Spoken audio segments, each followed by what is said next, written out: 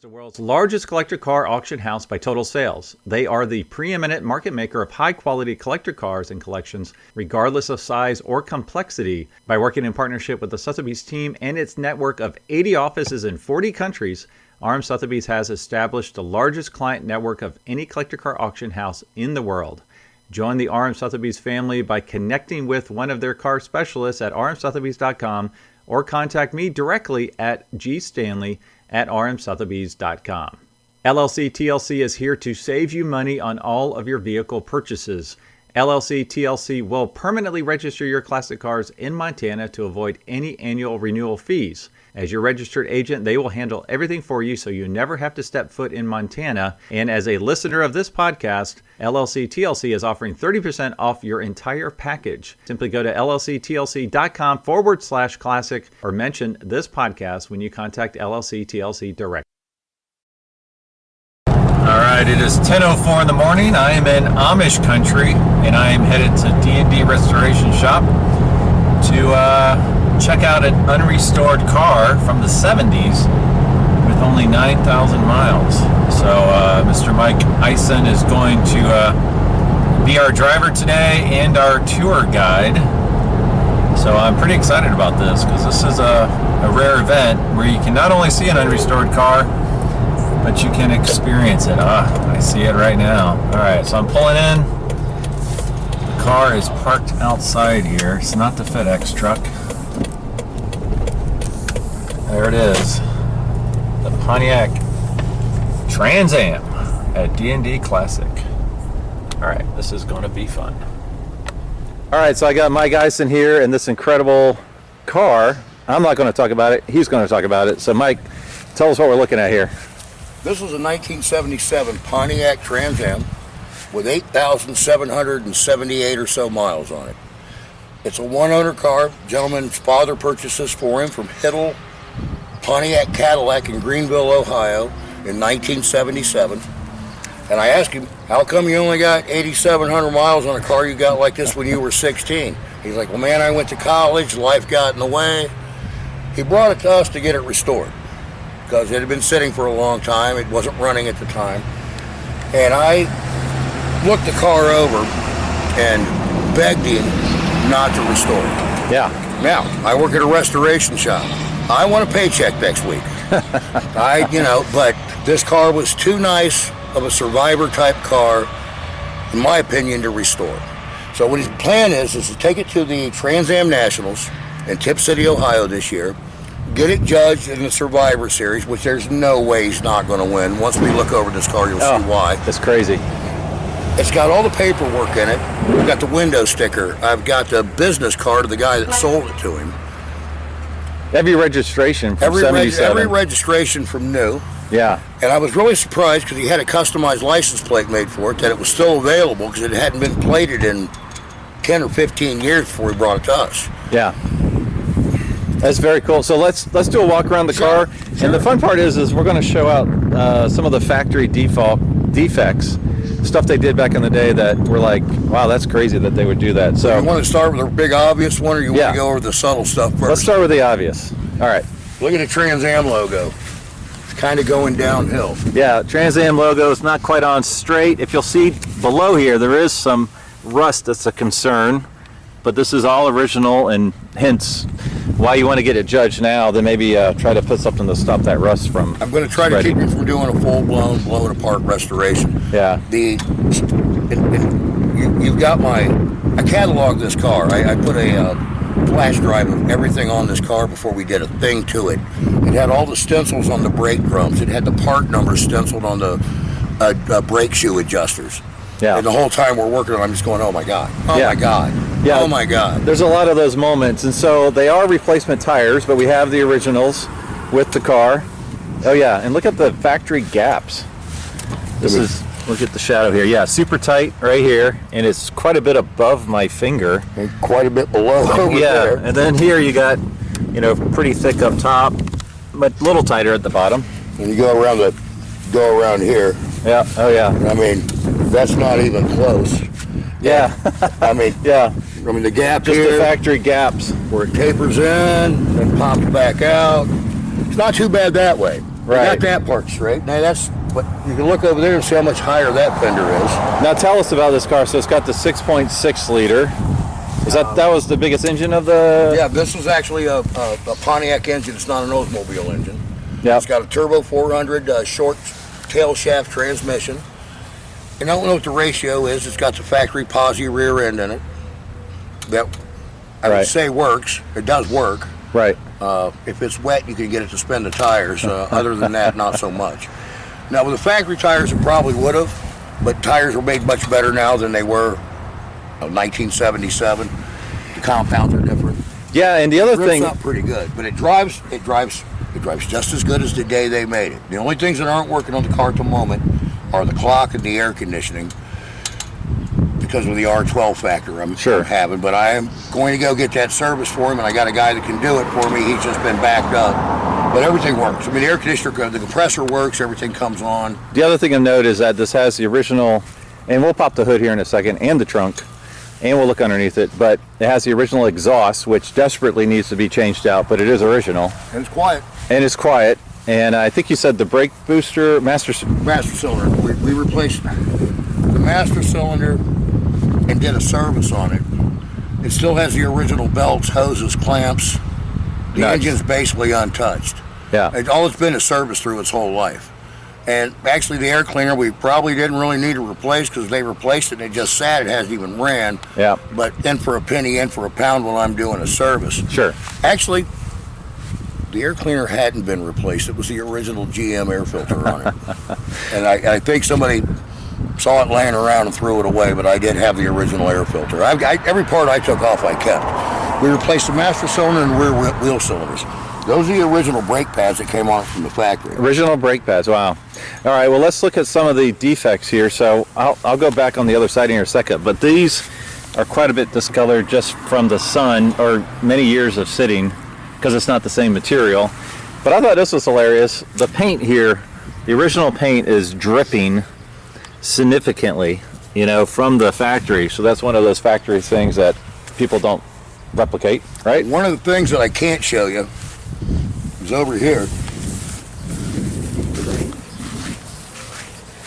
You got a crease right here. You got a crease in this. Right. Where, you know, just a bicycle handlebar or something hit it. So we had the paintless dent remover guy come. Yep. We took the vent out of it so we could get in to access it. He did a fabulous job. He's a local guy. He does magnificent work. But you come over here and look. I don't know if you can get that or not, Greg. You see that little black spot? A little black spot. Okay, there was a rock in there that they had painted over. From the factory? Yes. Oh my gosh. From the factory. Oh, that's hilarious. Now you can really see the discoloration here. And this car does have some little dents and dings, scrapes in the paint, but it's original stuff. Now, before we get to the interior, which is incredible, here's a sneak peek because it is the original, untouched, unworn cloth, or whatever you call this, interior, velour. Let's look under the hood. Okay. Go ahead and pop the hood. All right, so there's the engine. So why don't you give us a little tour of some of the fun stuff. Now there is this antifreeze marking that they did in 2001. I wish that wasn't there, but everything else inside here is all original, except for the battery. The battery's incorrect. It has the original spark plugs in it. It ran so good we determined not to change the spark plugs. Wow. We didn't change the plug wires. We didn't take the distributor cap off of it. Like I said, we just did a basic service. These are all the original hoses, the hose clamps, and you can see the markings on these. And Greg, if you come over here. Oh yeah, let me look at the fan belt. It's got the original belts on it still. Original belts with the GM marking. Now, just to be clear, we are not documenting this because this car is coming up for sale, correct? No, this car is not for sale. This gentleman got this car new. And he's never going to sell it. We're just trying to... He doesn't need anybody's money for this car. He wants to keep this car. We're just sharing this really, really cool car. Like, look at the padding underneath here. It's totally untouched. And usually by this point in time, that's been ripped off and thrown away because it was falling off of it. Yeah. So this car did have a common defect that all GM cars from this era have. The headliner was falling out of it. Yes. There's a problem getting the material, but my upholstery guy was able to remove it, make a new cardboard insert for the roof, and it's actually the original headliner. Okay. The only thing that's incorrect about it is the cardboard's not perforated like the holes would be. If you look up at it, you can see it. Who's going to see it? Right. Nobody's going to know that it's the original headliner. It's just the cardboard. Sure. Yep. Collapsed. Also, what I thought was really cool in here is the glue, the factory glue around the hood scoop here. You can see it. It's just slathered on there. Earl didn't care when he put this car together, Greg. No, and this reminds me of the Mustangs of the 60s. They called it snake snot. Okay, I didn't know that. I never heard that. But it's yellow. This one's green, which is pretty amazing. And you can see the data plate over here. But yeah, all original stuff. Hoses, like you said. The pedestal clamps are all original. Just quite a time capsule. And those are the worst clamps ever made. They absolutely are. I've spent many a night trying to get one of them off. And they don't ever go back on. You got to take them off with a pair of 10 snips. Close the hood. Close the hood and we'll check out the trunk. We used the original material for the headliner and put in a new piece of cardboard. I took the bulb out for the dome light because we have the doors open a lot, and I didn't want to put any extra strain on the battery, and it tends to turn those a yellowish color. Sure. So I'm trying to keep that nice for him. But look at the velour, you said. Oh my gosh. Look at I can't imagine. Look at the foam. Yeah. And it smells new still. I mean, if you could smell it, you'd say, like, man, they just bought this car. And another thing I found was unusual, Greg. It's got a blue interior and black seat belts. Yeah. Now, I don't know if you know this, but everybody's an expert in the car collecting hobby. Are they really? Oh, they are. You don't even have to ask them. They'll be happy to tell you. If you took this car to be judged after it was restored, well, those are the wrong seat belts. Right. These are not the wrong seat belts. Right. Yep. Yeah.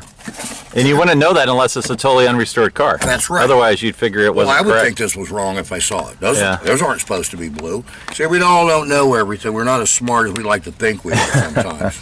And you just look at this original floor mats, right? Yep. I mean, there's a couple little stains here in the carpet, but it's what you would expect for an unrestored car. There's a couple on the seat as well. Now, I'm convinced, I'm positive, there's the 87, that there is a build sheet underneath this seat, but I did not want to take the seat out. Right. Now, when it comes back after he's done with his judging, I'm going to get it out. I'm willing to bet, too, that there's a build sheet on top of that fuel tank. I don't know if it's still going to be legible, right, but it's all going to be there. All the stickers are on the springs. Yeah. The shocks. I mean, I've never seen a car like this. Now, just look at the doors here. Why don't we, you want to take it for a spin? I would love to take it for a spin. Thanks for asking. Let's start it up. I want to hear it. I want to hear the exhaust. It's not really that loud. That starts right up. Give it a little gas, would you? Then I'll jump in.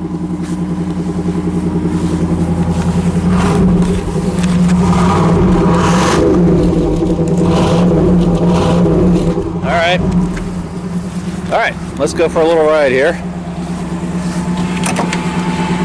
Thank you, sir. Welcome, young man. All right. What's this? Look at the scoop. Oh, that's cool. Let's do it. Now, that's non-functional. Right, yeah. It doesn't do anything, but... It just looks pretty, boy. It does move. All right, so let's just go for a little spin. All right, automatic. Is it a Turbo 400? I'm assuming a 4-speed? 3. 3-speed. All right. We got a nice pace car over there. Yeah, we do. Wow, this thing's smooth. Just go a 360 here. Man, I can't believe the back tray back there. How clean that thing is with. Well, because it's rarely been in the sun, it seems, right? Right. Now, Greg, I want you to hold on because I saw this next move in a cartoon once. I'm all for it. All right, no, I'm not going to do anything like that. Yeah, this is super nice. So you said the radio currently does not work in the... No, the radio works. Oh, radio does work. Yeah, it does work. Does the cigarette lighter work? Go ahead and try it. Let's try it out. For those of you who do not know, this is a cigarette lighter. And when it pops out, it means it's heated up and you can see the warm glow of the coils to light your cigarette. Oh, just popped. There's the warm glow. Works perfect. I've got some cigarettes on me if you want one. I'm good, thank you very much. Right, no problem. Oh man, look at this. We're doing what? Almost 60. It's doing about 2,400 RPM. Just sucking the gas in.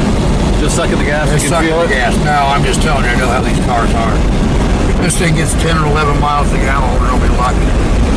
Man, this thing is so smooth. It's a new car.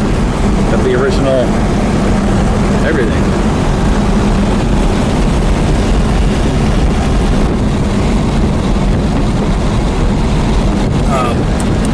Oh yeah, what is that? Delete for the rear window defroster. This car didn't come equipped. Oh, it didn't come with that. I was wondering what that plate was for. You can see the AC vents down here and over here and under the steering column.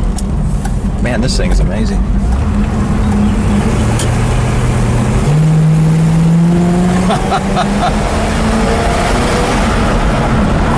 Wow.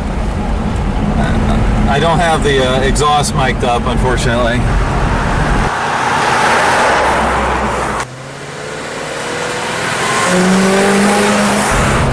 All right, I absolutely love 77 to 79 Pontiac Trans Ams. I absolutely despise the same year Camaros. Now, why is that? Because of the guys that owned them. And the guys that own these were worse than those guys, but this car looks cooler. And you know how you piss off a Trans Am guy? How's that? Hey man, nice Camaro. Anytime you can fit a car joke into one of these videos. It's not a problem, man. I not got a problem. plenty of them. Maybe we'll get a low mileage Corvette and I can give you plenty of jokes then. If you have a low mileage Corvette, please call me. Oh, I will. I will. I'll call you. And I'll have plenty of wisecracks to make. You know, you tell a Corvette guy in Ohio in the wintertime, How's that? because he's wearing a shiny jacket with cross flags on the back of it. He's got his name Mike or Chris on the front of his shirt. Because he can't drive his Corvette in the wintertime in Ohio. So, are we technically an Amish country? Mennonites, actually. Mennonites. Mennonites. They're like an Amish guy with a cell phone. Mennonites are an Amish guy with a cell phone. Oh yeah, look at what's the story on these old. All out of the river. All came out of the Stillwater River. These stones came out of the river back in what, 1800s? No, about the 1950s, I think, actually. Okay. We got the cornfields and. How about this road? Oh yeah, look at this. Oh yeah, I can see you've been down here before. That ain't me. I can prove it in court. Wow, this is great. As bad as they made it, or nice. There's two choices. Two choices to restore a Corvette: as bad as they made it, or nice. You want it nice, or you want it the way they made it? Well, that speaks to a lot of American cars in this. That's case, true. That's right? true. Yeah. The build quality, as we've seen on this, was not. All right. They weren't overly worried about. Well, the guy working on it wanted to go home. Right. He didn't care about this car. He wasn't going to buy it. He just wanted to get the fender on, get out of there. Right. Bet he wanted to get the stripe on, the sticker on, whatever she had to do, and go home to those damn kids. All right. So we just did a couple runs. Car's doing great here.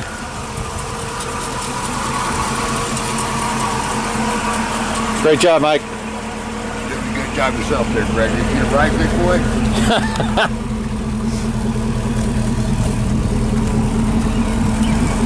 Let's talk about that. How emotionally attached are you to this car? Well, my kids are grown up, so I don't need them anymore. I'm divorced. I'm a single guy. All I've got is my job and my friends and a couple of hobbies I've got. I'm absolutely enamored with this car. But like I said, it's not my car. Then again, I felt that same way about a girl once too, so it's no big deal. So, how much longer do you get to enjoy this car through others? I got a feeling that I'll have an attachment and something to do with this car for the rest of the term of the gentleman that owns its ownership. I'll be involved with this car for the rest of probably my life anyway. That's awesome. I think so too. I appreciate you sharing it with me. Dude, I'm glad that I had somebody to share it with that appreciates it as much as I do. And like I said, this guy's a dermatologist. He's a world-renowned doctor, wonderful man. And I talked him out of restoring this car because it's just such a time capsule but it needs to be appreciated for what it is. I don't know how else to put it. I'm starting to get a little teary-eyed here. That's okay. All right, let me go. Let's go get a beer. Okay. This is the Ison Sports Lounge. If I'm not at work, you can usually find me here. Every Thursday, I come and meet with some friends of mine. I call it the Algonquin Round Table. If you don't know what the Algonquin Round Table is, in Manhattan in the 20s and 30s, the Algonquin Hotel, New York, young writers and poets would get together and discuss art and music and politics. This is the Covington version of that. Ah, nice. All right, let's go check it out. Ison Sports Lounge. Oh. All right, finally I get to drive this thing. All right, started right up. We're putting it in storage here. So gravel road, so I'm going to take it slow. Oh man, the steering is super tight. Smooth. Had some jalapeno poppers, sloppy joes, and Paps for lunch there. Here we go.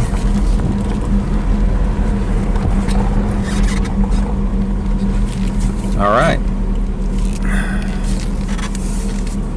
Tell me when to stop. You're in. All right.